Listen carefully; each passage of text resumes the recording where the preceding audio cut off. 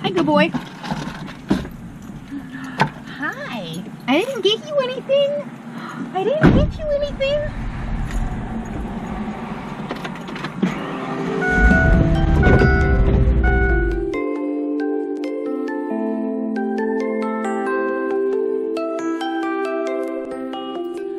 Okay, time to say goodbye to the Kenai Peninsula and head up toward Anchorage for one last time, very sadly, to get my mail and run errands, and then head north from there. Not really sure where.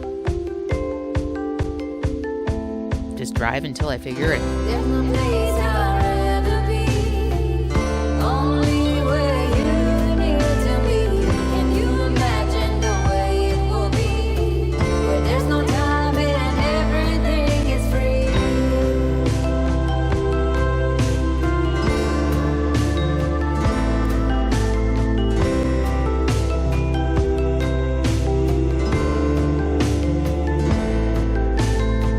The whole world is open for us, and time is standing by. We can do whatever we choose. We've got nothing to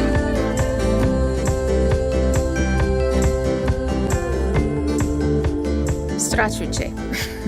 I decided to stop at this Russian Orthodox Church just about 30, probably 35 miles outside of Homer, Alaska. I passed it on the way in and I wanted to stop. Pretty cool. Of course, Alaska used to belong to Russia, and you'll see signs all over the place, Alyeska. That's probably how it was pronounced in Russian, Alyeska. Alyeska. And then we took it over and it's Alaska instead of Alyeska. That's a terrible Russian accent. But look at it. It's pretty cool. It's beautiful here. Look at all the Russian Orthodox.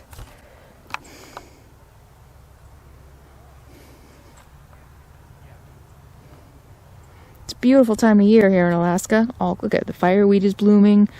Daisies, all the wildflowers. It's absolutely gorgeous. The Holy Transfiguration of Our Lord Chapel is a historic Russian Orthodox church near Ninilchik in the Kenai Peninsula. Ninilchik is the village down below.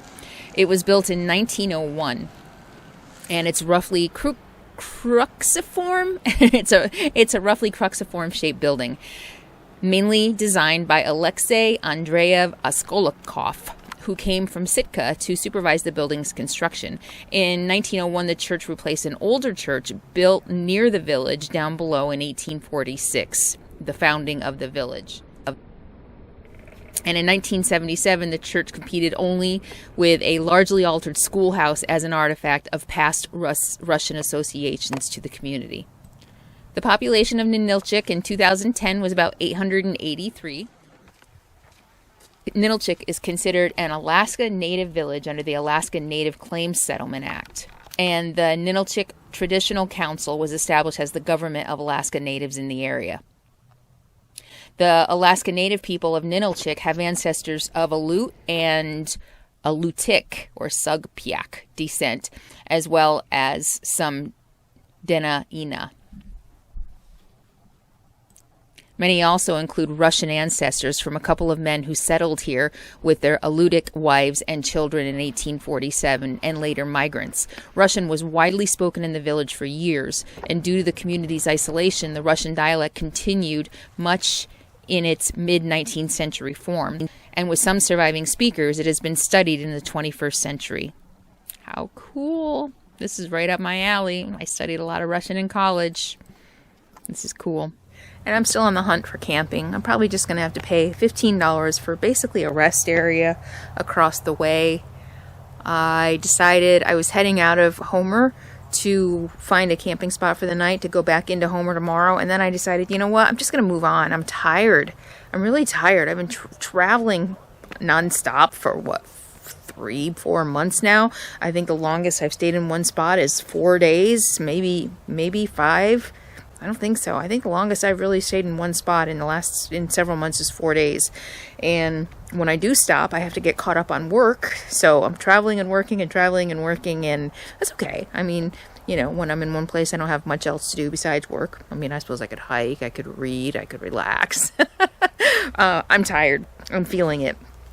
This has been a long trip. So rather than do a lot of sightseeing, and I'm driving away and I'm feeling like, oh, you know, I'm feeling like I missed something in Homer. And yeah, it would have been nice to maybe take a plane ride. It would have been nice to maybe take another boat ride. You know, I took 2 boat rides in Valdez. But it's crowded down here, and I'm constantly on the move because I can't camp on. I need to go and relax for a while, and so that's what I'm gonna do.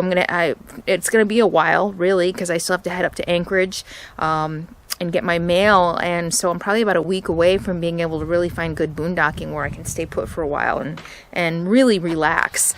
Staying put for 4 days doesn't really give me a chance to relax because, like I said, I'm spending the 4 days getting caught up on work and just literally spending a lot of time editing videos. I'm going to keep so really by the time I stop, I'm just getting caught up on work, and so I'm looking forward to finding a place where I can just stay for a while. I might be kind of done sightseeing.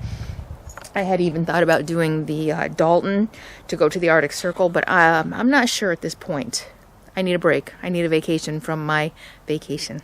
All right, time to get back on the road.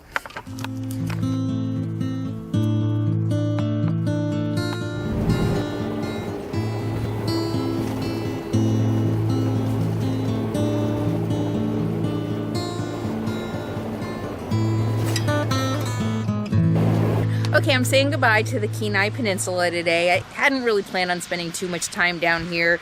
They call it Alaska's playground, which means it's a little bit more crowded than I like. But I got to visit Hope, and that was nice. I had a nice campsite along a river there. I don't think I took any video of it. I haven't been shooting a lot of video the last couple of weeks. Been really exhausted. I was shooting constantly the whole road trip here, and I've traveled, I don't know, 4,000 miles over the last couple months. I'm pretty tired, and so I realized I have more footage than I'm probably ever going to be able to use, so I've kind of taken a break from shooting. I've shot a little bit, and I'll probably just put it together for you, so I don't have the detail that maybe you're used to, but I stayed in Hope. I visited, I'm looking for my dog, visited Seward. It's going to start raining. There he is.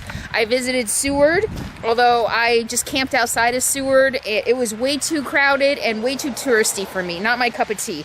I had already spent a lot of time in Valdez, and it was just kind of a replica of Valdez, so I didn't really stay. I think I got a cup of coffee there. I parked down by the water. I took a drive. So I have a little bit of footage of that, but yeah, I took off pretty quick from Seward. And then I came over to Soldotna, and this is a camp that was my base camp for a couple of nights outside of Soldotna. I was here for their progress days, and then I went down to Homer, and I actually just went down to Homer, spent the night in Homer, I think, and then came back up. Yeah, I think I just spent one night in Homer. And then I had to pay for it. 2 nights, maybe. I don't remember. Anyway, all in all, I think I've been about a week in the Kenai Peninsula. Last night I stayed in Fred Meyer. I gotta tell you, I love Soldotna. I think so far Valdez and Soldotna are probably my 2 favorite towns here in Alaska. Soldotna is just, it's not too touristy. Like Seward is like super pretty. It's super like made up. Made up for tourists. I actually just heard on the radio the other day that it was voted like by Architectural Digest or something, one of the prettiest towns in Alaska. Just a little too touristy for me. I like the more kind of grungy down home, not that Soldotna or Valdez were grungy, but I don't know, more true, more authentic. Maybe that's it. So I'm following my dog. Anyway, so last night I stayed in Fred Meyer. Soldotna is one of the most RV-friendly cities I think I have ever been in. Fred Meyer was packed with RVs, so apparently there's no city ordinance that says RVs can't stay overnight in the grocery store. Although I have to say, I was a little disappointed the first weekend I was in Soldotna. I mean, there were these big giant rigs, there are awnings out, there are lawn chairs out, and it's like, you know what, people, this isn't a campground. You know, they let us stay there as a courtesy for passing through, but I don't know. I could be wrong, but it just seems that treating it like a campground is what makes Walmarts all across the country decide that we can't stay there anymore. You know, just have some courtesy and think about it. Think about other people. Yeah, that's preachy. Sorry, that is a little preachy. But, you know, this is how things get ruined for everybody else. But anyway, so last night I did stay at Fred Meyer. But I took off, I made coffee and then took off and came here. So this is just a stopping point today to feed Capone, let Capone out to go to the bathroom.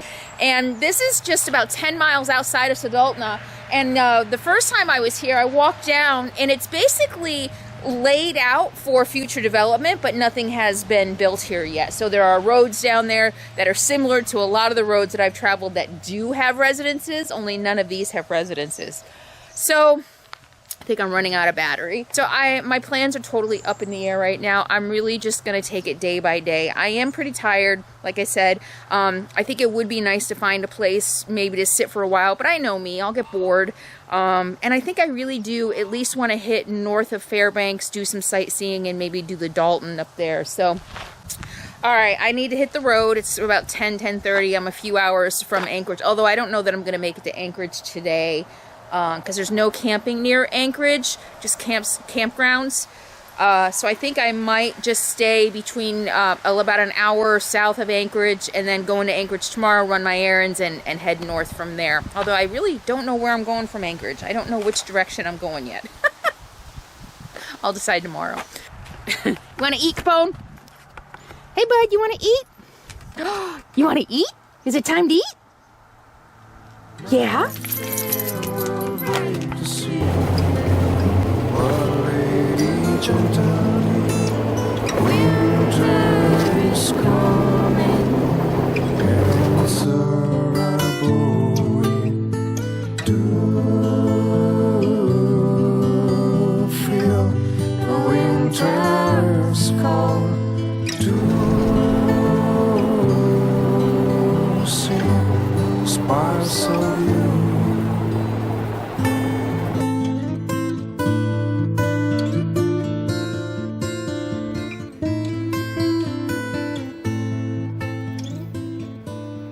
Back in Palmer for the second, maybe third time. This has been kind of my home base when I've been in the Anchorage area.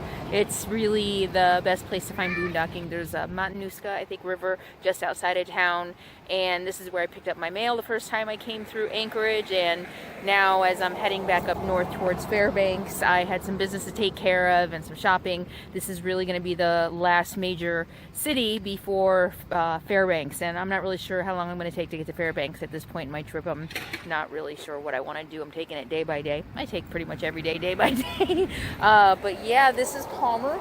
I like it. It's a pretty little city, and it's got some history, and it's got a quaint little downtown. And today there's something going on in the little downtown square, some kind of little fair or festival. I'm gonna go check that out. Before I hit the road, I'm ready to go and, like I said before, find some solitude. I camped by the river and was woken up by some noisy neighbors this morning. So anything near water attracts noisy neighbors. And so I'm going to go see if I can find something away from water and get some R&R in. And of course, I need to catch up on work again. All right, let's go take a look at Palmer.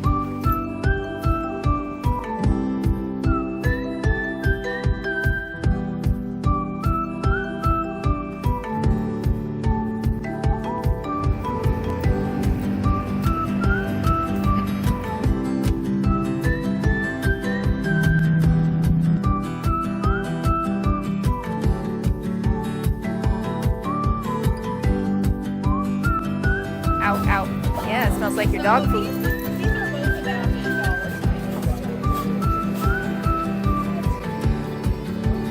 Hi.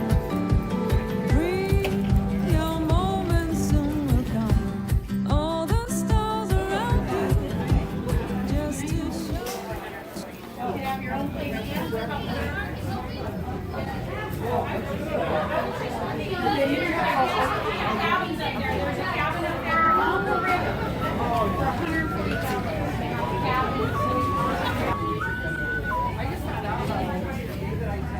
I think I have to get one. I like that. Maybe it'll be a good, fun hobby.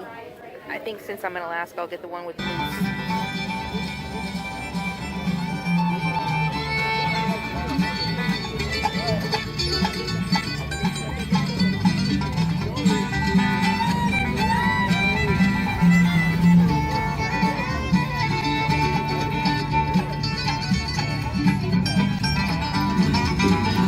So I just entered a fundraiser to win an Alaskan grown hog.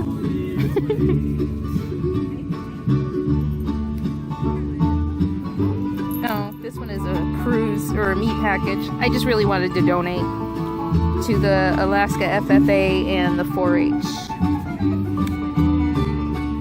So I'll just donate whatever prizes if I win.